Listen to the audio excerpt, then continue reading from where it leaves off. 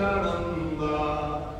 अद्वैत गदाधर श्रीवासादि गौरभक्तवृंद हरे कृष्णा कृष्ण कृष्ण हरे हरे हरे राम राम राम हरे हरे ఏడుకొండలవాడ వెంకటరమణ గోవింద గోవింద అమృతపురవాడ ఉదయకాసులవాడ శ్రీనివాస్ గోవింద గోవింద श्रीदेवी भूदेवी श्रीनिवास गोविंद वेंकटाचल पुष्करिणी भूदेवी आदिवरा स्वामी गोविंद अहोबिल लक्ष्मी नरसिंह स्वामी गोविंद गोविंद उग्रम वीरम महाविष्णु अनंतम सर्वतोमुखम सिंहम ईशनम भद्रम मृत्युम नमाम्य अहोबिल लक्ष्मी नरसिंह स्वामी मृत्यु असल मृत्युके मृत्युवायन అంటే మృత్యు మన దానికి రాదండి. అది ఆ యొక్క నరసింహస్వామి యొక్క గొప్పతనం.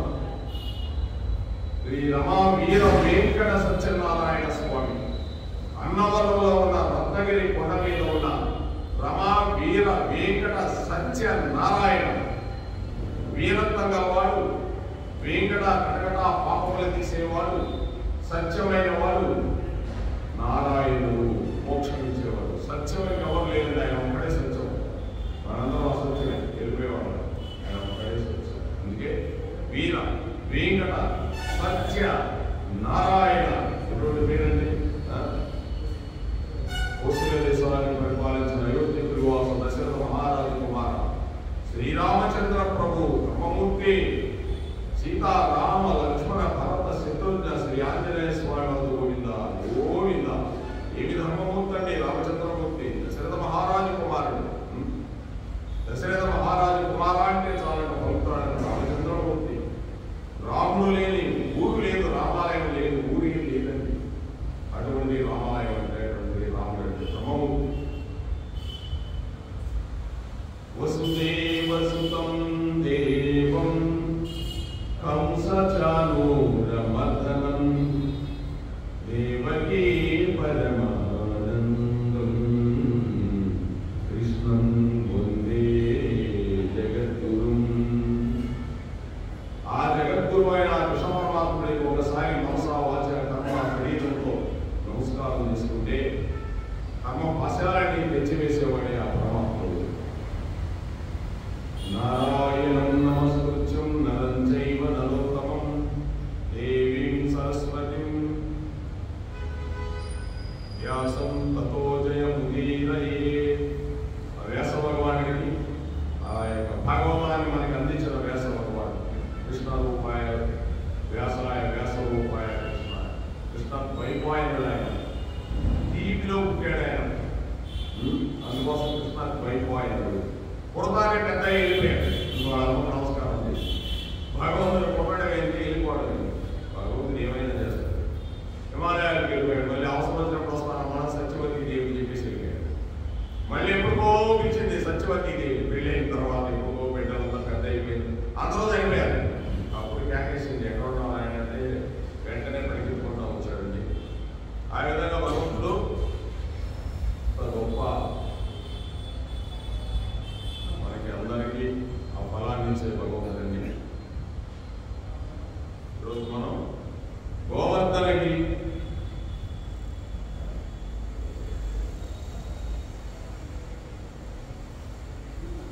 నిన్న గోవర్ధనగిరిలో 7 రాత్రుల్లో 7 పగలు అయిపోయిన తర్వాత ఇంద్రుడు చూశాడు. చూసి కృష్ణుడు గోవర్ధనగిరిని ఎత్తి పట్టుకున్నాడు. వర్షమును ఉరుములను పిడుగులను ఆపించి వేశాడు.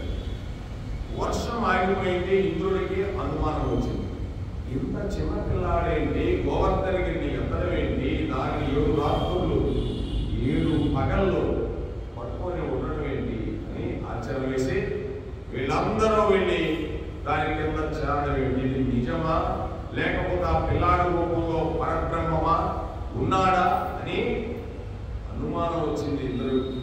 వస్తే ఇప్పుడు తన పదవి ఎగిరిపోతుందని భయపడుతున్నాడు ఇంద్రుడు. గోవర్ధనగిరి దగ్గరికి వచ్చి చూశాడు. చూసేసరికి ఒక్కసారి మహానుభావుడైన పరమాత్మ దర్శనమిచ్చాడు. ఇంద్రుడికి ఇచ్చేశాడు పరమాత్మ. వచ్చేసరికి ఇంద్రుడు, నన్ను కన్న తండ్రి, పరబ్రహ్మమా, పొరపాటు అయిపోయింది తండ్రి, మహానుభావ, సమస్త బ్రహ్మాండమును సృష్టించి నిర్వహించి లయం చేసే నీవు నాకు అధికారం ఇస్తే ఆ అధికారంతో నేను వర్షం కురిపిస్తానని మరిచిపోయిన అంతటి వాడిని నేను అహంకారంలో పోయాను. అంటే ఇంద్రుడు ఎవరండి? అసలు కృష్ణ పరమాత్ముడు తమ్ముడే. ఎందుకంటే వామనావతారంలో ఈయన ఉపేంద్రుడు వామనుడు. ఇంద్రుడికి రాజ్యం వచ్చేదాని కోసం ఆనాడు వామనావతారం ఏంటండి. ఎప్పుడు కృష్ణావతారం, ఎప్పుడు వామనావతారం. భగవంతుడి లీలలు చాలా ఉంటాయండి. మత్స్య, కూర్మ, వరాహ, నారసింహ, వామన. నరసింహ అవతారం తర్వాత పరశురామ. వామన అవతారం ఎప్పుడుది? హృదయంలోకి వామన అవతారం. అటువంటిది మళ్ళీ ఇప్పుడు ఇంద్రుడు ఎప్పుడున్నాడు? కృష్ణుడిగా తమ్ముడు అవుతున్నాడు. ఇప్పుడు లెక్క తమ్ముడే కదండి, కృష్ణుడు తమ్ముడే. ఎంత ఆశ్చర్యకరం. మళ్ళీ ఇక్కడేమవుతున్నాడు? ఈ సమస్త బ్రహ్మాండమును సృష్టించి మనకి నిర్వహించి అంటే పోషణ చేస్తాడు, మనకి లైన్ చేసేది కూడా పరమాత్ముడే. ఇన్ని రకాలుగా నీవు అధికారం ఇస్తే ఆ అధికారంతో నేను వర్షం కురిపిస్తున్నానని మరిచిపోయినా అంతటి వాడిని నేను. ఇటువంటి అధికారాలు ఇస్తే నేను వర్షం కురిపిస్తున్నానని నేను మర్చిపోయినా అంటే నేను మర్చిపోయినా. నువ్వు భగవంతుడు తెలుసుకోలేక అహంకారానికి పోయానయా. నా అహంకారంలో తీసివేయడానికి గోవర్ధనోద్ధరణము చేసావని గుర్తించలేకపోయాను. ఈశ్వర క్షమించు. ఇక్కడ మళ్ళీ అంటున్నాడు భగవంతుడిని, నువ్వే పరమేశ్వరుడు అంటున్నాడు. భగవంతుడు అంటే ఎన్ని రూపాయలైనా బంధువుగా వస్తాడు, నీకు పరమాత్ముడిగా వస్తాడు. నా వంటి వెర్రివారిని స్త్రీ వల్లవా నీవు శాస్త్రి చేసింది, నేనింకారమాడి పెద్దల ప్రోవల జరుగుడు బుద్ధితోడ ఈశా. స్త్రీ వల్లవా మతమెక్కి వెర్రితో ఉన్న నాలాంటి వాళ్ళని, నా అంత గొప్పవాడు లేడు అనుకున్న నాలాంటి వాళ్ళకి నువ్వు శాస్త్రి చేస్తే నాకు తెలిసి వచ్చింది. ఇప్పుడు నా కండకావరం అంతా తగ్గిపోయింది. ఇప్పుడు నేను విభూతులతో కలిసి తిరుగుతాను. నాకున్న అహంకారం పోయింది అన్నాడు. అప్పుడు కృష్ణ పరమాత్మ అన్నాడు, ఈశ్వరుడికి ఈశ్వరుని నమ్మిన వాడికి ఉండే గొప్ప గుణం అయ్యా రక్షించు అనగానే వారు వెంటనే రక్షణ చేస్తారు. భగవంతుడు ఈశ్వర అజ్ఞానమును మన్నించు అని ప్రార్థన చేస్తాం.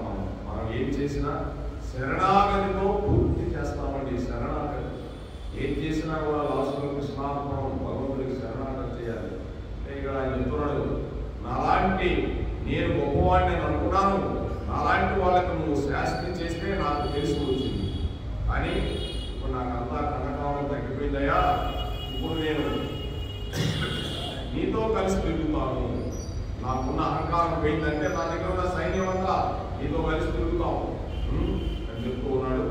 కృష్ణ పరమాత్మ చెప్పాడు, ఈశ్వరుడు ఈశ్వరుని నమ్మిన వాడికి ఉండే గొప్ప గుణం అయ్యా రక్షించు అనగానే వారు వెంటనే రక్షణ చేస్తారు. భగవంతుడు నా తప్పు అయిపోయింది కృష్ణ, నన్ను రక్షించు అని భగవంతుని వేడుకుంటే తప్పకుండా రక్షిస్తారండి. అదే అహంకారం అంటే. ఇప్పుడు ఏదైనా తప్పు చేశామో ఎక్కడికో పోనవసరం లేదు. ఒక్కోసారి మన ఇంట్లోనే చేస్తూ ఉంటాం. అన్నీ ఇంట్లోనే కదండి అది జరిగేది. తప్పేం లేదు. అమ్మా నాకు తప్పు అయిపోయింది, నన్ను క్షమించండి, ఏదో పొరపాటు అయిపోయింది రాదంటే వాళ్ళు ఎవరు అవుతారా? ఏమి అను సరే నాయన నేను తప్పు ఒప్పుకున్నాడు. నేనండి భగవంతుడు చెప్పేది, మనకి శరణాగతి పొందడం తెలియదు. అక్కడ ఇగో వస్తుంది. మా అమ్మ నానే కదా ఏందో అలా చెప్పేది అని ఆ యుగే మనిషిని ఆ అహంకారం పతనం చేసడానికి దారిస్తుంది అని ఇంద్రుడు యొక్క దాని గురించి చెప్తున్నాడు. ఇంద్రుడు అలాంటి వాళ్ళని పతనం అయిపోతున్నాయా నీ గురించి నేను మరలా ప్రార్థన చేస్తూ క్షమించాలనుకుంటే భగవంతుడు భక్తుని తప్పకుండా క్షమిస్తాడు. అజ్ఞాని నామయ దోష అశేషాన్విహితాన్ హరే క్షమస్వత్వం క్షమస్వత్వం శ్రీశైల శిఖామణే. శరణాగతి పూర్తి చేయడం ఇది. నేను అజ్ఞానయా ఎప్పుడైతే ఈ మాట చెప్పాడో సరే నీ తప్పును నీవు అంగీకరించావు కాబట్టి నీవు ఇంద్ర పదవిలోనే ఉండు. ఇంద్ర పదవి తీసేను కానీ అంతటి వాడిని ఏమని అహంకరించు. నీ పైన ఉన్నవాడు, నీ యందు అంతర్యామిగా ఉన్నవాడు, నీకు అధికారం ఇస్తే నీవు వర్షం కురిపించావు తప్ప నీ అంతా నీవుగా ఈ అధికారం లేదు. నేను ఇచ్చాను కాబట్టి నీవు దానిని పొందగలిగావు అని జ్ఞాపకం పెట్టుకో అన్నాడు. ఇప్పుడు ఎంత ఎంత మాట అంటే ఇది మనం తెలుసుకోవాల్సింది. మనం ఏది అనుభవించినా అది భగవంతుడు మనకి ప్రసాదించినదని భావించాలి. ఇదే భగవద్గీతలో చెప్పాడు. ఇప్పుడు ఇంద్రుడికి ఎవరిచ్చారని రాజ్యం? కృష్ణ పరమాత్మ ఇచ్చాడు. ఇది మహావిష్ణువు కంటే అంటే మహావిష్ణువే కృష్ణుడు. కృష్ణుడు ఎక్కడో గోలోకంలో ఉంటాడండి. రాధాకృష్ణుడే ఉంటారు, ఉయ్యాలలో ఊరుకుంటారు. ఎప్పుడు మనకు ఉయ్యాలు వేశారు కదా మనం. ఆ ఉయ్యాలలో ఇద్దరు కూర్చొని ఉంటారు, తల్లి తండ్రి అక్కడ కూర్చొని ఉంటారు. ఆయన అవసరం వచ్చినప్పుడు విష్ణువుగా వస్తాడు. అవసరం వచ్చినప్పుడు లేదు, ఇప్పుడు విష్ణువుగా ఉంటాడు కదా. ఈ లోకంలో ఒక విష్ణువు ఉన్నాడు, ఒక దుర్గా ఉంది, ఒక ఈశ్వరుడు ఉన్నాడు, కైలాసంలో ఒక బ్రహ్మ ఉన్నాడు, విఘ్నేశ్వరుడు ఉన్నాడు, సకల దేవతలు ఉన్నారు. ఇవన్నీ 14 లోకాలు. ప్రతి లోకంలో ఇక్కడ కూడా అనుకుంటారు. అక్కడ దుర్గా ఉంటుంది, ఈశ్వరుడు ఉంటాడు, వినాయకుడు ఉన్నాడు. ఇన్ని లోకాలు ఉన్నాయంటే ఈ అండపీఠ బ్రహ్మాండాలు మనం లెక్క పెట్టాలి. ఒక విష్ణువు పడుకొని ఉంటాడు క్షీరసాగర సముద్రం. అక్కడ లక్ష్మీదేవి పాదాలు ఉతుకుతూ ఉంటుంది. ఆదిశేషుడు పడుకొని ఉంటాడు, ఆయన మీద ఈయన పడుకొని ఉంటాడు. ఇది ఒక గోళం. ఈ 14 లోకాలు ఒక గోళం. ఇటువంటి గోళాలు కొన్ని లక్షల కోట్లు వరకు. అందుకే అండ పిండ బ్రహ్మాండాలు ఇవన్నీ మనకేం తెలుసు? భాగవతంలో ఉంది. అంటే ఎంతమంది విష్ణువులు ఉంటారు?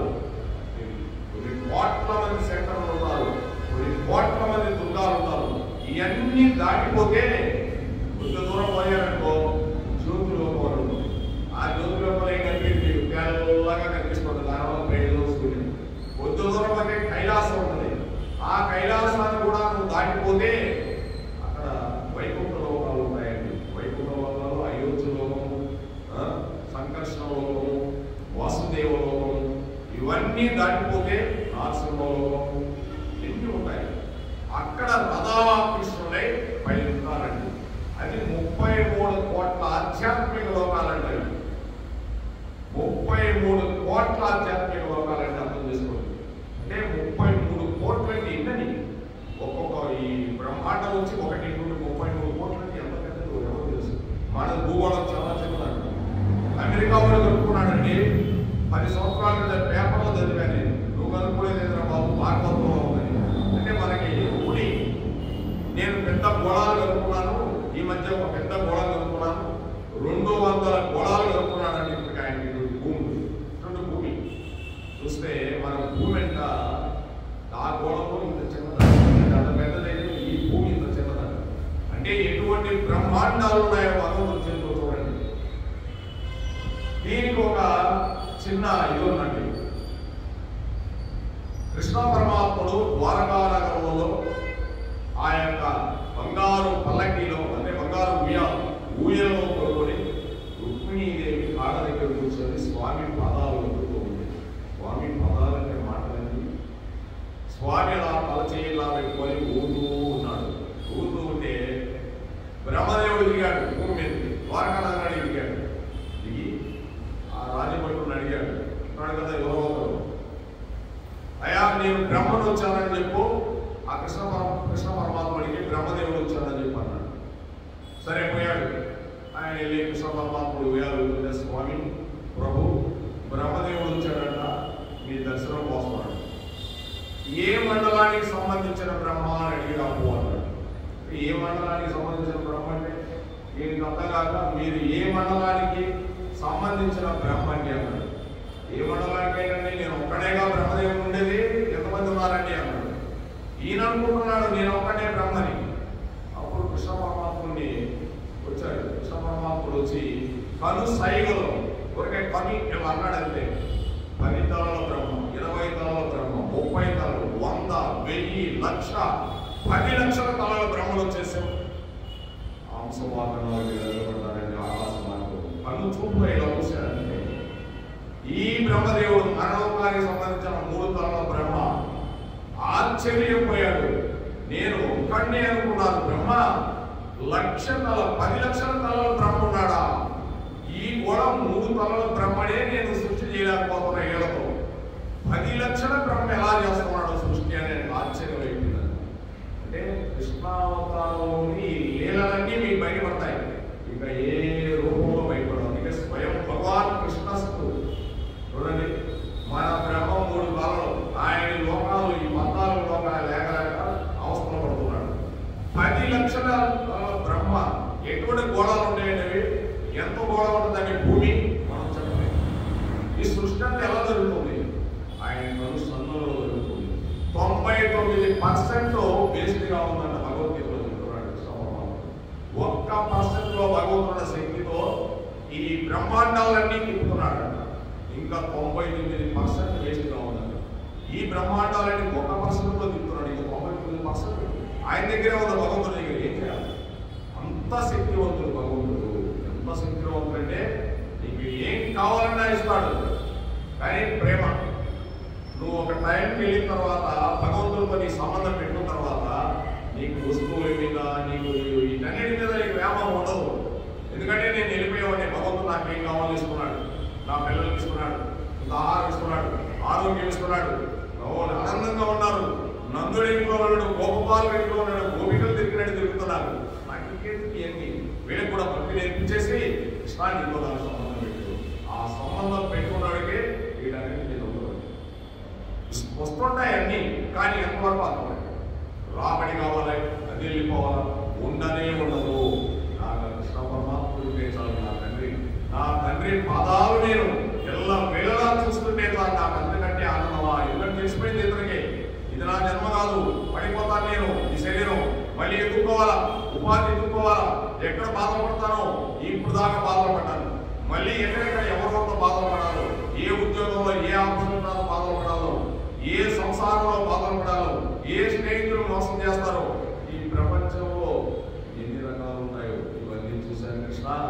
నీతో సంబంధం పెట్టుకొని నీ కథలు విని నీతో ఆనందంగా ఉండి నా జీవితాన్ని నీతో గడపాలన్నది కృష్ణ అన్నావనుకో ఎంత పొంగిపోతాడో. అంటే ఇది రావాలంటే నువ్వు చాలా తక్కువ కావాలండి, వైరాగ్యం రావాలి. ఇది మామూలుగా వైరాగ్యం రాదు, ఉండని కాన్సెప్ట్ ఎలా వచ్చిందో అలా వైరాగ్యం రావాలి. ఏదో ఒకటి భగవంతుడు వైరాగ్యం వచ్చిందని తెలుస్తారు. అలా ఉంటుందండి. ఎందుకు చెప్తున్నావు అంటే నీకు నేనిచ్చిన అధికారాన్ని తీసుకొని నీవు నా మీదనే అధికారాన్ని చలాయిస్తావా అని భగవంతుడు చెప్తున్నాడు. ఇచ్చాను కాబట్టి నీవు దానిని పొందగలిగావు. నేను జ్ఞాపకం పెట్టుకోవడం, నేను ఇచ్చాను కాబట్టి నీవు పొందగలిగావు. ఆ వర్షం కూడా నేనే ఇచ్చాను, అది నువ్వేం చేస్తున్నావు? నా మీదనే ప్రయోగం చేస్తున్నావు అని ఆ దేవేంద్రుడు బుద్ధి చెప్తున్నాడు. అంటే మనకు చెప్తున్నాడు, నేను ఇచ్చా ఈ శరీరం నీకు, ఈ జ్ఞాపక శక్తి నేను ఇచ్చా, ఈ బుద్ధి నేను ఇచ్చా, ఈ మనసు నేను ఇచ్చా, అన్ని నేనే ఇచ్చా. ఈ భూమి మీద నిలబడేదానికి కూడా నేనే ఇచ్చేస్తున్నాను. అంతే కదండి. భూదేవి ఆదివారం స్వామి స్థానం మన ఎవరి కాదు, వాళ్ళు పాటలోనే అంటే మనే కాదు. వారే రాజులు రాజ్యములు ఏరి ఏది అందమైన రాణులు ఏరి, రాజ్యములు ఏరి, రత్న వచ్చిన వైడూర్యాలు ఏరి అనుభవించిన రాజకోటలేవి ఈరోజు ఒక్కడన్నా లేదు. భారతమ్మ చేసిన శివి చక్రవర్తి వంటి మహామూర్తులు కదా ఈ జగత్తులో పేరెన్నికైన కలది. శివి చక్రవర్తి వంటి మహాదానకథలు కదా ఈ భూమి మీద పేరుతో ఉండేది. ఇటువంటి భాగవతంలో వామనవతారంలో సామాన్యమైంది అన్నాడు బలి చక్రవర్తి. పోతే పనివే శరీరం, భగవంతుడు ఇచ్చిన శరీరం పోతే పోతుంది. ఈ సంసారం లేకపోతేమి, ఇవన్నీ లేకపోతేమి, ఈ రాజులు లేకపోతేమి, రాజ్యాలు లేకపోతేమి, పోయిన రాజులందరూ ఏమైపోయారు, వాళ్ళ భూమి అంతా ఏమైపోయింది, వాళ్ళ వచ్చిన వైడూర్యాలు ఏమైపోయినాయి. దానం చేసిన శివి చక్రవర్తి వంటి మహాపురుషులు కదా ఇక్కడ పేరు. నేను కూడా దానం చేస్తాను, నా దానికి ఏమన్నా నా సొంత ఆ పరమాత్ముడే వచ్చిన మహానుభావుడు మహావిష్ణువు, ఆయన దానం చేస్తాను. మొత్తం శరీరాన్ని ఆత్మ నివేదన చేసేసాడు. అందుకే భగవంతుడు ఆయన అంత స్టేజ్ ఇచ్చాడు. రేపు రాబోయేది దేవేంద్రుడు ఆయనే. సరే, ఈ విధంగా కృష్ణ పరమాత్ముడు దేవేంద్రుడికి ఆ విధంగా జ్ఞానోపదేశం చేశాడు. నువ్వు ఏది అనుభవించినా భగవంతుడు మనకి ప్రసాదించిందనుకొని భావించాలని భగవద్గీతలో కృష్ణ పరమాత్ముడు చెప్తూ ఉన్నాడు. ఏది ఇచ్చినా కూడా యత్కరోసి యదస్నాసి యద్దుహోసి దదాసి యతపక్యసి यत्त पप्यसि कौन्तेय तत्कुरुस्व मद अर्पणम्। పార్థ, నువ్వు ఏది చేసినా, ఏది తినినా, ఏ తపస్సు చేసినా నాకు కారణం. నువ్వు చేస్తున్నది నువ్వు చేసినది కాదు, నాలో శక్తి రూపుడమైన ఉండి నేను చేయించాను అన్నాడు. నువ్వేం చేసినా కూడా నీలో శక్తి రూపుండదని నేనున్నాను కనుక అది చేయించేది కూడా నేనే, కనుక నాకు అనిపించేసాయి. అది భగవద్గీతలో చాలా ఇంపార్టెంట్ కొంచెం. భగవద్గీతలో మీకు ఏం కావాలో, ఏం వద్దు, ఏం లేవో అన్ని భగవద్గీతలో దొరుకుతాయి. చదవగలిగితే 108 శ్లోకాలు మీకు మొత్తం దొరుకుతాయి. ఘంటసాల గారు వాడిన శ్లోకాలలో 108లో ఒక్కొక్క శ్లోకం తీసుకుంటే ఒక్కొక్క ఆశ్చర్యకరంగా ఉంటుంది. భగవద్గీత అనుకుంటుందండి, మొత్తం చదవగలిగితే అది పరమమైన జ్ఞానం గుర్తున్నది. మనకి రోజు చదవాల్సిందే భగవద్గీత. అందుకే ఆ భగవద్గీత చదివితేనే మీకు ఇవన్నీ ఆటోమేటిక్గా చెప్పగలిగితే ఏదైనా అంత అంటే నువ్వు ఆచరించాలి. మళ్ళీ నువ్వు ఆచరించకుండా చెప్పినా కూడా ప్రయోజనం లేదండి. నువ్వు ఆచరిస్తే దానికి బలం, చాలా బలం భగవంతుడు అనుకుంటాడు. ఆచరణే బలం, అది భగవంతుడు. అందుకే రాముడు ఏం చేశాడండి, రాముడు చేసి చూపించాడు. కృష్ణుడు ఏం చేశాడు, చేయించి చూపించాడు. ఇద్దరికి చాలా డిఫరెన్స్ ఏం లేదు. ఈయన స్వయంగా చేసి రాముడు ఇలా చేయాలి అని చెప్పి రాముడు చూపించాడు మనకి. కృష్ణుడు చేయించి చూపించాడు. కృష్ణుడు చేయాల అన్ని చేయించేవాడు. మీ చేత ఒక పని చేయించేవాడు, ఆయన చేత ఒక పని చేయించేవాడు. ఆయనలో ఉండి కృష్ణుడు అన్ని చేసేవాడు. కృష్ణుడే అక్కడ చేశాడు, కానీ చేయించాడు కృష్ణుడు. ఆయన చేతి మట్టి ఏమి అంటకుండా అన్ని అవసరాలు చెప్పి చేయించాడు. అన్ని కృష్ణతత్వం. అందుకే జగద్గురు ఆయన సామాన్యమైన గురువు. నువ్వేది చేసినా, ఏది తినా, ఏది దానం చేసినా, తపం చేసినా నాకు అంకితం చేయి చెప్తున్నాను. మదర్పణం అంటే మదర్పణం అంటే నాకు అర్పణ చేసి నువ్వు దీనిది కానీ ఏదైనా కూడా నేను ఏది అనుకో అని చెప్తున్నాను. అందుకే ఈ యొక్క దేవేంద్రుడు చేయలేకపోయాడు కాబట్టి దేవేంద్రుడు కానీ కష్టాలు వచ్చినాయి. ఈ విధంగా కృష్ణ పరమాత్మ గోవర్ధన పర్వతమును 7 పగళ్ళు 7 రాత్రులు మోసేటండి. మోస్తే ఒక ఆశ్చర్యకరమైన సంఘటన జరిగింది. కామధేనువు స్వర్గలోకం నుండి పరుగు పరుగులా వచ్చేసింది భూలోకంలో. వచ్చి ఈశ్వర, నోరు ఉన్న మనుష్యులు కష్టం వస్తే ఎక్కడైనా దాక్కుంటారు. అంతే కదండి. ఇప్పుడు వర్షం వచ్చింది, మనం ఎక్కడ దాక్కుంటాం? వెంటనే గౌరీపట్నంలోకి వచ్చేస్తాం. కాస్త సూర్యుడి కింద వస్తాం, ఇలా చూస్తాం. కొద్ది లోన పోతే బాగుంది అనుకుంటాం, నేనే వచ్చేస్తాం. కాసేపు అయితే కుర్చీలో పెట్టుతాం. చూసారండి ఎవరైనా అంతే. అలా నోరు లేని జీవరాశులు అని చెప్తున్నాడు. ఈశ్వరా, నీవు నోరున్న మనుషులు కష్టం వస్తే ఎక్కడైనా తప్పుకుంటారు, ఎక్కడికైనా వెళ్ళి రక్షణ పొందుతారు. కానీ మా ఆవులు, మా ఎద్దులు, మా కోడలు నోరు లేని జీవములు, వాటిని బయట కట్టేస్తారు. కానీ నీవు జగత్పర్తవు, జగత్పర్తవు. ఈ జగత్తందరికీ భరించేవాడివి నీవు. జగత్పర్త, ఈ జగత్తుని మోసేవాడు ఆయన భగవంతుడు. జగన్నాథుడు, విశ్వేశ్వరుడు. మా కష్టం నీకు తెలుసుకోదా? అందుకని వాళ్ళ గోవులను కాపాడావు. మా వాళ్ళందరూ మరణించకుండా కాపాడావు. కాబట్టి గోవులను కాపాడే మహాత్ముడు కనుక, గోవుల్ని కాపాడిన వాడిని కనుక నిన్ను ఏమని పిలుస్తామో తెలిసి ఈ రోజు నుంచే గోవిందా అని పిలుస్తామని గోవులు చెప్పాడు. కామదేవు నీకు నమస్కారం చేసుకున్నారని తన కామదేవుడు. వారి నోరు లేని జీవరాశులన్నీ రక్షించావు కాబట్టి ఈ కామదేవు చెప్పింది నేను ఈ రోజు నుంచి గోవిందా అంటే గోవులన్నింటినీ రక్షించి ఆనందాన్నిచ్చాడు కాబట్టి గోవిందుడయ్యాడు. ఆ 7 కొండల మీద ఉండే గోవిందుడే కృష్ణ పరమాత్మ. ఇప్పుడు తెచ్చుకున్న పేరు కాదు, 7 కొండల మీద పేరు కాదు. అది ఎప్పుడో కృష్ణావతార కృష్ణుడుగా వచ్చినప్పుడే ఆయన గోవింద పేరు చిన్నప్పుడే తెచ్చుకున్నాడు. ఆ గోవిందే రక్షణ చేస్తూ ఉన్నాడు. మా వాళ్ళందరూ మరణించకుండా చేసినాము కాబట్టి నీకు గోవిందాన్ని ఇస్తున్నాము. సురభి చెప్తూ ఉంది, వామదేవుడు తన పాలు తాను వర్షించి బంగారు కలశంలోకి పట్టిందంట. వామదేవి పట్టుకుందంట బంగారు కళ్ళలో. ఐరావతము పరుగు పరుగులా వెళ్ళి ఆకాశగంగలో ఉన్న నీళ్లను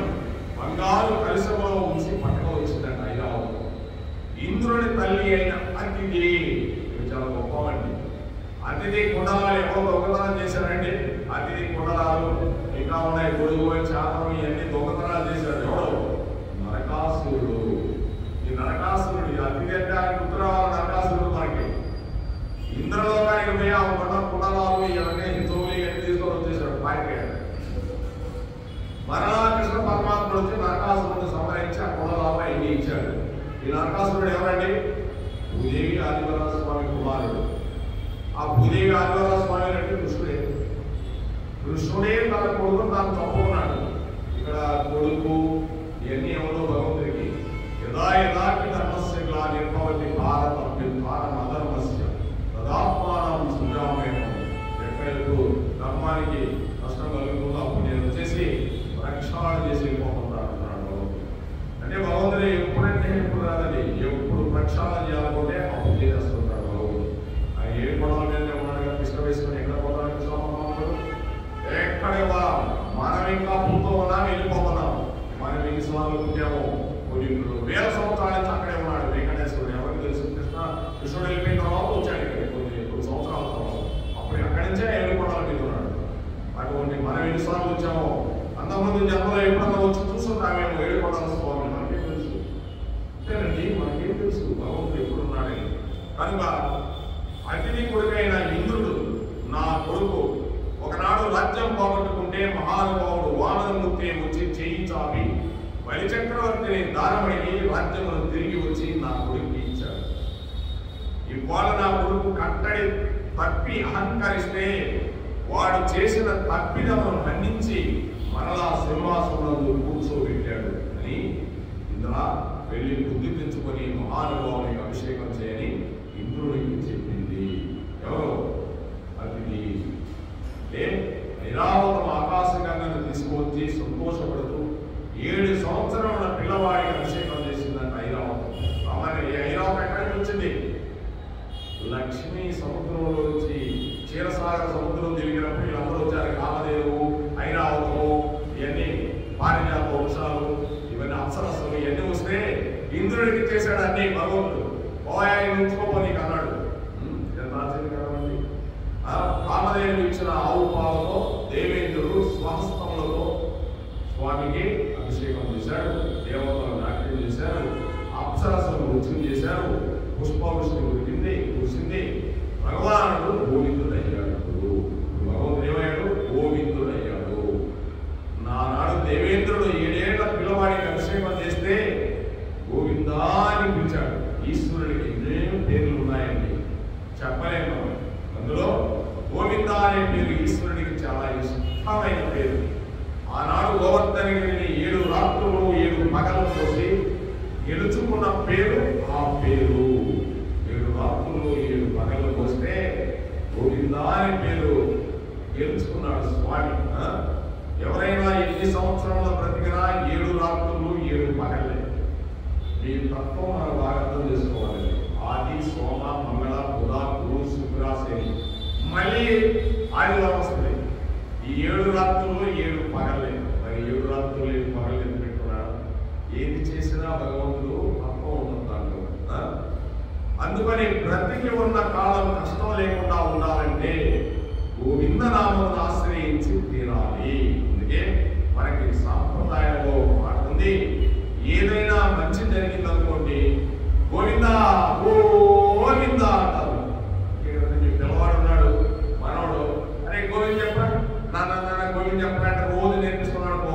తాత వస్తాయి గోవిందా గోవిందా అంటే వస్తాడు. తాతకి ఎంత మూసిపోతాడు, ఎత్తుకుంటాడు, పైన ఎత్తుకుంటాడు గోవిందా అంటున్నాడు. ఆ గోవింద పదాన్ని పాటించాలి పిల్లలకి. పిల్లవాడికి జ్వరం చెప్పేటప్పుడు కూడా గోవింద కొట్టడం నేర్పిస్తున్నారు. గోవింద కొట్టున్నాడా? గోవింద కొట్టు మా చిన్నది కదా, గోవింద కొట్టమా గోవింద కొట్టమని చిన్నకి ఎలా చూసి గోవింద గోవింద గోపాలతో గోవింద అంటాడు. చిన్నది మహానుభావులు గోపాల సామాన్యుడు కాదు. వాడి చేత వాడి గుప్పిళ్ళను తల మీద పెట్టించి గోవిందా గోవింద పిల్లునైనా అంటాడు. ఎంత ఆనందం! ఇవన్నీ మనం చేసేది అయినా ఏదో చేసేది కాదు.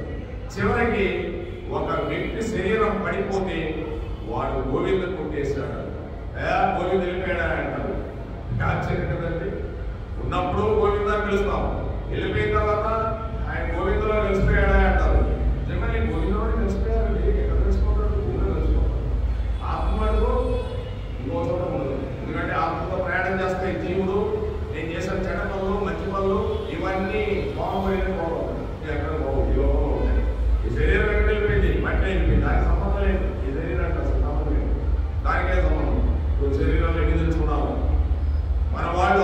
నుంచి అంతం వరకు గోవిందతోనే పూర్తి చేస్తున్నారు.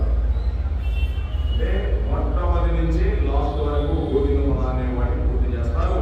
మనకి సంప్రదాయంలో ఈ గోవిందనామం ఎంత గొప్పతనమును వహించినది అంటే ఇప్పటికే వెంకటాచలంలో శేషాద్రి శిఖరం మీద వెలిసిన స్వామి గోవింద నామంతో ప్రతిధ్వనించి పోతూ పద్మావతి దేవిని వక్షస్థలంలో పెట్టుకుని కారుణ్యమూర్తి అయి పద్మపీఠం మీద నిలబడి మనకి దర్శనమిస్తున్నాడు ఆ గోవిందుడు. ఆయనే కృష్ణ పరమాత్ముడు అని కానీ మన మనసులో పడిపోతే నీకు ఆ గోవిందుడు కనిపించింది. అక్కడ వెంకటేశ్వరుడు శ్రీనివాసుడు అనుకున్నామంటే ఓ ఆయన వేరు అనుకున్నావు. కృష్ణుడే అక్కడ ఉండేది. ఆయన ఒక్కడే భగవంతుడు. అందరూ భగవంతుడు కారండి. అందరూ భగవంతుడు. అందరూ భగవంతుడు. మనందరూ భగవంతుడు ఎప్పటికీ కాదు.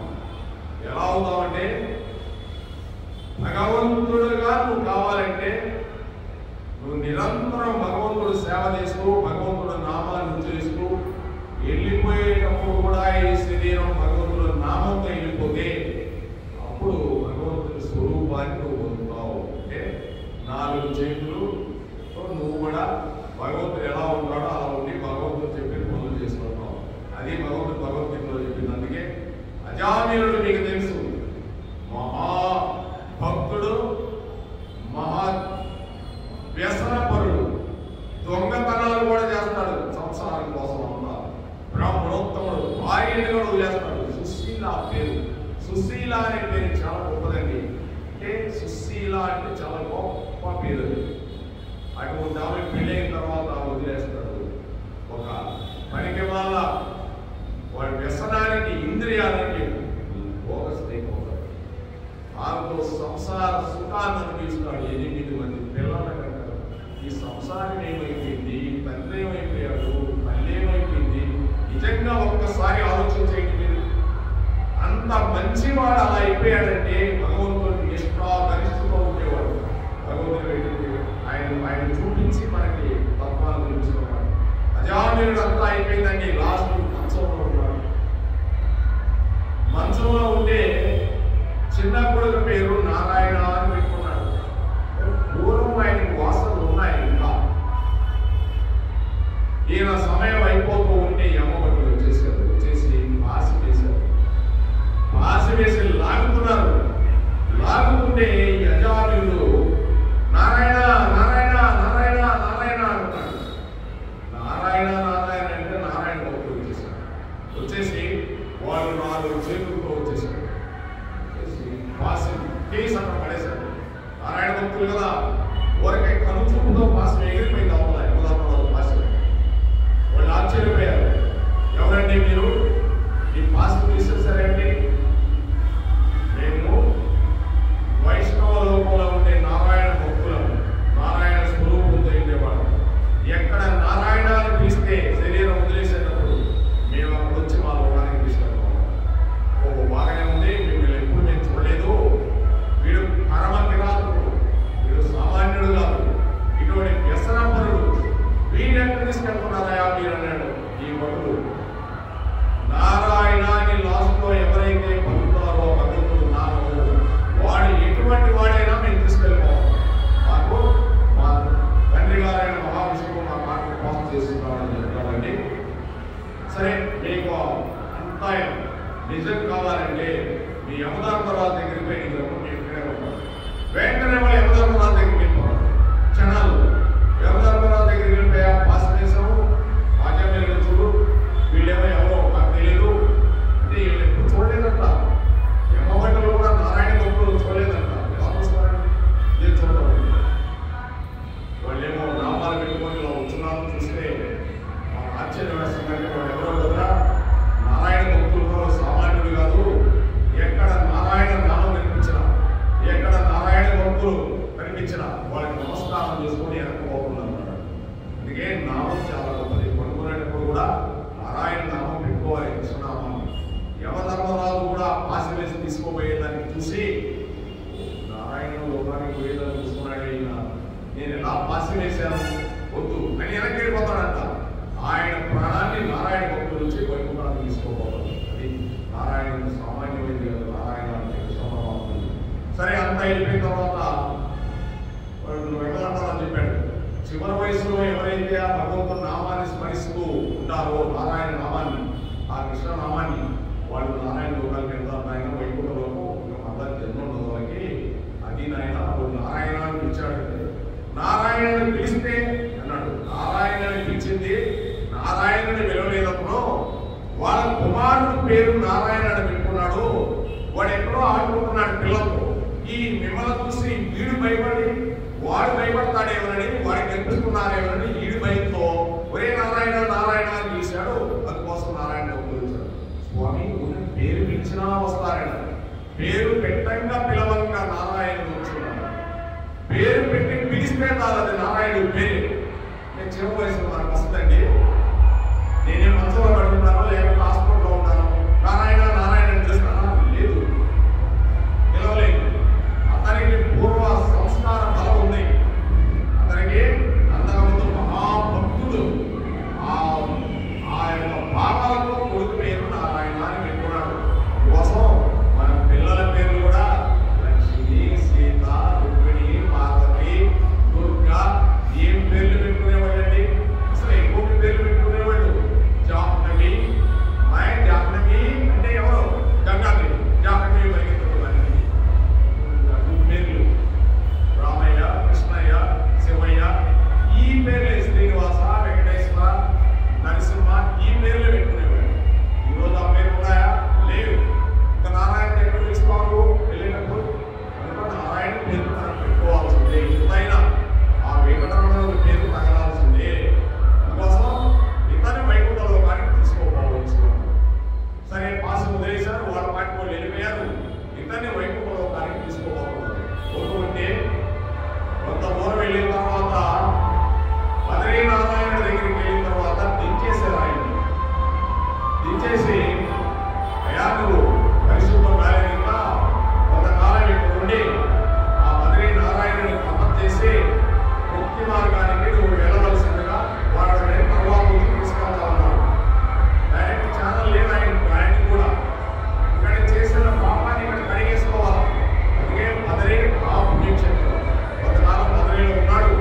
గంగానది స్నానం చేశాడు. రోజు నారాయణ తపస్సు చేసేవాడు.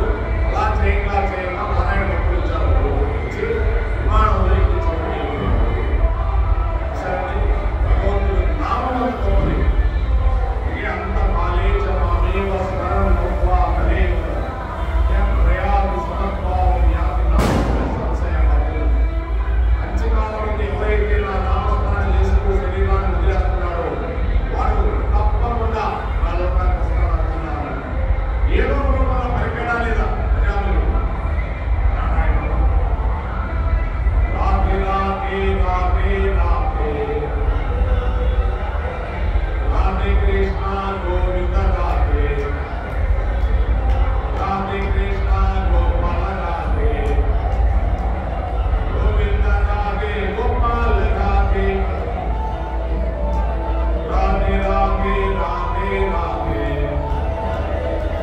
రాధే కృష్ణ గోవింద రాధే రాధే కృష్ణ గోపాల రాధే. జై రాధా కృష్ణ గోవిందకి, రాధా శ్యామ గోవిందకి, వృందావన గోవిందకి, మధుర గోవిందకి, ఏడుకొండలవాడ వెంకటరమణ గోవింద గోవింద, ఆపదముక్కులవాడ, దేవదాసులవాడ, శ్రీనివాస గోవింద గోవింద, నిర్మావీన వెంకట సత్యనారాయణ స్వామి గోవింద, ఓడి లక్ష్మీ నారాయణ స్వామి గోవింద, సీతారామ లక్ష్మణ భరత శత్రుఘ్న శ్రీ ఆంజనేయ స్వామి గోవింద గోవింద. అయోధ్య ప్రివాస దశరథ మహారాజ కుమార శ్రీరామచంద్ర ప్రభు బ్రహ్మమూర్తి.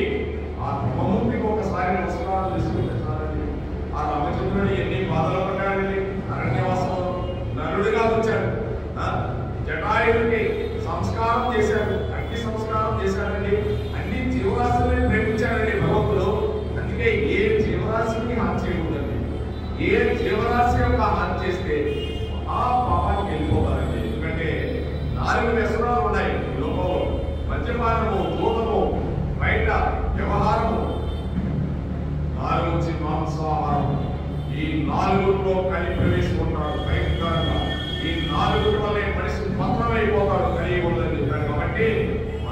జాగ్రత్తగా, మీకు అవసరం లేదు, ఎందుకంటే నేను ఎన్ని అలవాటు లేని వాడు కాబట్టి. మాంసాహారం తింటే మనిషి మదమెక్కిపోయి కన్ను మిన్ను తెలియక ఏం పాపం చేస్తున్నాడో తెలియదు, పాపం లోకానికి నరాలములో పడేస్తానన్నాడు భగవంతుడు. తర్వాత జీవుల్ని ప్రేమించమన్నాడు. అందుకే జటాయువు కూడా సంస్కారం చేశాడు. లక్ష్మణ, ఈ జటాయువు పక్షి అయినా సంస్కారం చేయవలసింది. ప్రతి జీవి కూడా భగవంతుడు ఎండి పుల్లలు తీసుకురాబోయా లక్ష్మణ అన్నాడు. ఎండి పుల్లలు తీసుకొస్తే తొడ మీద పండేసుకున్నాడు ఆ యొక్క జటాయువు. పండేసుకుని జటాయువు లాస్ట్ లో ఇలా ఇలా అంటూ ప్రాణాలు వదిలేసి రామా రామా అంటూ వదిలేసింది. ఆ జటాయువు యొక్క తమ్ముడే సంపాతి లంకా నగరం దగ్గర ఉన్నాడు. దాని తర్వాత అది ఆంజనేయులకి వాళ్ళందరికీ కనిపిస్తుంది. చాలా చిత్రంగా ఉంటుంది రామాయణం. ఈయన తమ్ముడే అక్కడ ఉన్నాడు జటాయువు. ఈయన సంపాతి ఆయన. రాముడు వాటిని కూడా అంతిమ సంస్కారం చేశాడండి. అంటే సర్వజీవుల్ని ప్రేమించాడు. ఆ గడ్డుల్లో పట్టేసి దానికి అగ్ని సంస్కారం చేసి దాని చుట్టూ తిరిగి అక్కడ స్నానం చేసి దానికి పిండ కార్యక్రమం పెట్టి బయలుదేరాడు మరి రామచంద్రుడు. ఎంత గొప్పవాడండి రామచంద్రుడు. చూడండి, భగవంతుడు కృష్ణుడే కదా. మరి కృష్ణుడుగా వచ్చినప్పుడు మహాభారతంలో ఎంతో మంది చనిపోయారు. మహాభారత యుద్ధంలో మరి వాళ్ళందరినీ ఏ పూటగా పూట క్లీన్ చేసేయాలి. మళ్ళీ యుద్ధం కావాలి, నీట్ గా ఉండాలి, అన్ని క్లీన్ చేయించేసేవాళ్ళు ఎవరు పట్టుకోరు. తర్వాత అందరికీ కూడా అందరూ చనిపోయిన తర్వాత వాళ్ళకి తిలోదకాలు ఇవ్వాలండి. తిలోదకాలంటే మీకు తెలుసు, పిండం పెట్టి వాళ్ళకి తిలోదకాలు ఇవ్వాలి. ఆత్మ వెళ్ళిపోవాలంటే అందరికీ ఎవరెవరు లేరు, కొడుకులు లేని వాళ్ళు, బిడ్డలు లేని వాళ్ళు అందరూ చనిపోతే, ఎవరు లేకపోతే కృష్ణ పరమాత్ముడే దగ్గరుండి వాళ్ళందరికీ తిలోదకాలు ఇచ్చాడంట కృష్ణ పరమాత్ముడు. అంటే ఎవరు లేకపోతే నేనేం పిండానికి ఇస్తున్నా ఈ యొక్క శరీరానికి అని భగవంతుడే ఇచ్చేశాడు. భగవంతుడు వాళ్ళ కూడా వల్ల యుద్ధంలో చనిపోయినా కూడా, అర్జునుడిగా చంపేసినా కూడా వాళ్ళ కుమారులు కూడా చనిపోతే ఇంక వాళ్ళకి ఇచ్చేవాళ్ళు లేరు. అందుకోసం కృష్ణుడే తిలోదకాలు ఇచ్చాడంట. మరి కర్ణుడికి ఎప్పుడూ తిలోదకాలు ఇచ్చేవాళ్ళు లేరు. కర్ణుడు కొడుకున్నా చనిపోయారు యుద్ధం. చనిపోతే ఏం చేయాలి? తిలోదకాలు ఇచ్చేవాళ్ళు లేరు.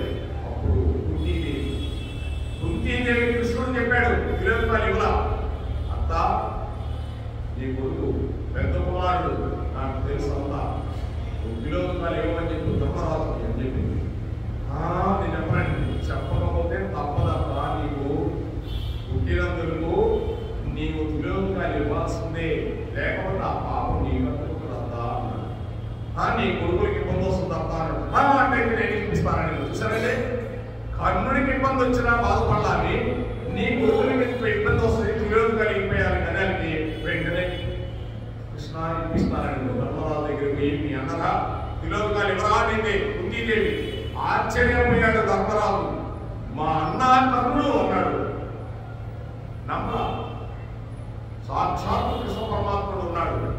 కర్మజ బావా, సూర్యుడి బిడ్డ నీ అమ్మకి సూర్యుడి వల్ల పుత్రుడుగా పుట్టాడు. అయినా నీ అన్న పెద్దవాడు, ఆయన తిలోదకాలు అంతా ఇచ్చిన తర్వాత మా ఈ మాట ముందే ఎందుకు చెప్పలేదమ్మా?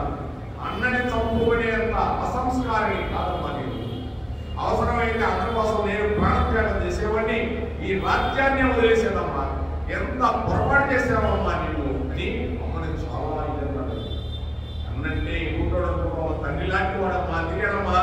అప్పుడప్పుడు నేను ఆ కౌరవ సభలో చూసినప్పుడు ఆయన పాదాలు, నీ పాదాలు, అన్నగారి పాదాలు ఒక్కటే ఉండేది. ఏంటి మా అమ్మ పాదాల్లా ఉన్నాయి ఇతనికి, ఓ పోలేని మనుషులు రాలి అనుకునేవాడమ్మా. ఎన్నోసార్లు కన్నులు పాదాలు చూశాడంట. కన్నులు పాదాలు చాలా అందంగా ఉంటాయంట. నడుస్తుంటే ధర్మరాజు చూసేవాడంట.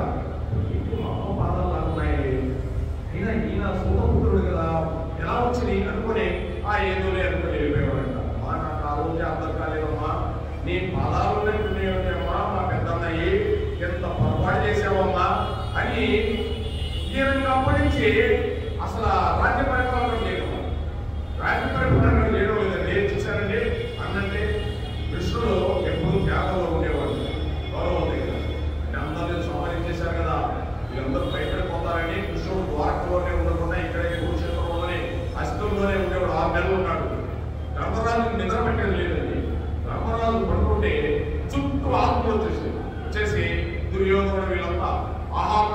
ఉండేవాడు. ధర్మరాజు చాలా బాధపడిపోయాడు, నిద్ర లేదు. ఇవన్నీ ఇంతమందిని సంహరించేశాను, ఇంత నెత్తులు తిన్నాను, ఎంతో మంది విధులు అయిపోయారు, బిడ్డలు లేని వాళ్ళు అయిపోయారు, ఇదంతా నా వల్ల జరిగిందని ధర్మరాజు బాధపడ్డాడు. నా వలన అనుకున్నాడు.